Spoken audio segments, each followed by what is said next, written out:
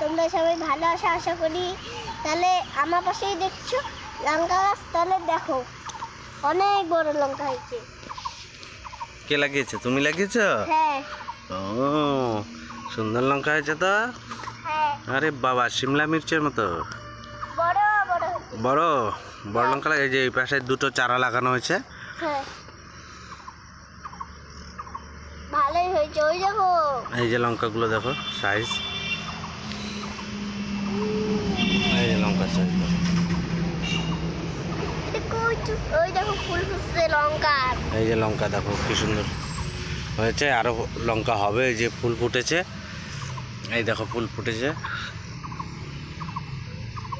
আরো লঙ্কা হবে। এই যে এখানেও হয়েছে দুটো।